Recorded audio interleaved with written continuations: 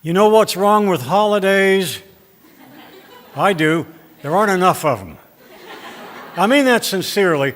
And it's not getting off from work. I've been retired for many years. It isn't that at all. I take holidays, my wife and I, we take them as opportunities to visit with family, be visited by family, and to contemplate the ideas behind these holidays.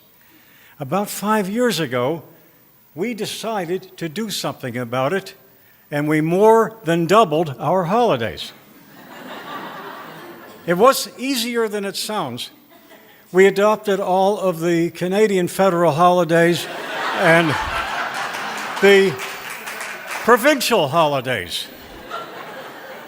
More than doubled, and it's really, really wonderful. For instance, we have not one but 2 Labor Days.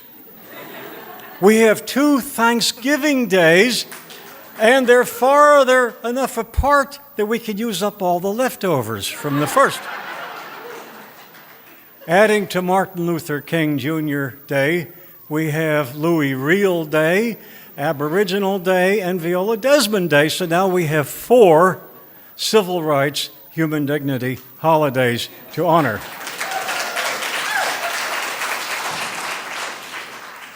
And I suppose standing at the top of the national holidays list, national birthdays. July 4th, 1776, Independence Day. July 1st, 1867, Canada Day. Now, we have a big family to do in our backyard, 30 people under a tent every other year. And last summer was one of those years, and the trick to getting 30 people from around the country under one tent at the same time is to contact them all and say, "When can't you come?"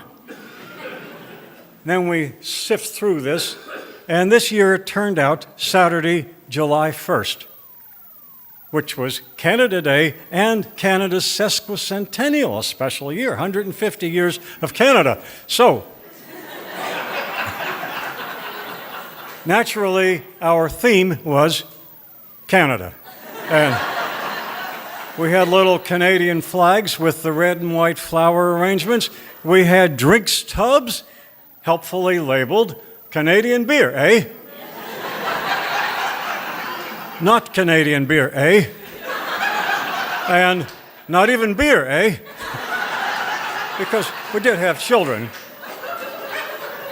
Before our dinner, we had a solemn ceremony. We unfurled the Canadian flag on our back porch, and I sang the Canadian national anthem. You think I'm kidding. Oh, Canada, we stand on guard for the... Was I kidding? No, we did. It was a successful picnic. It was all over, and I got to thinking. I cast my mind back 50 years. I'm old enough to do this. And to another Saturday, 1967. I was a bachelor, southwestern Pennsylvania. It was also a Saturday. So I had my radio, I had my tape recorder. That's how I got my music. And the radio station, which was not a public radio station, public radio had not come to southwestern Pennsylvania, WLOA in Braddock, Pennsylvania, said, "We are now going to go to a such and such stadium in Toronto for the Canadian Centennial." I was scratching my head. After I put the tape on the tape recorder, I was scratching my head because at that time I didn't even know Canada was a real country. Because, you know, they had the Queen on the currency and everything. So I recorded this event and set the tape aside sort of for years and years and decades until after our picnic. I remembered that I had this tape. I got the tape, put it on the deck, and started playing it.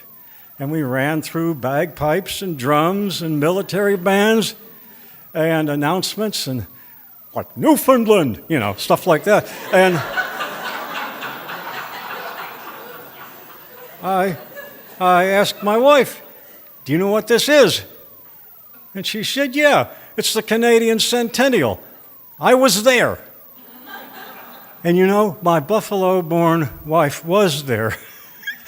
long before we'd even heard of each other, we had our first shared holiday. Oh, Canada, we stand on guard for thee.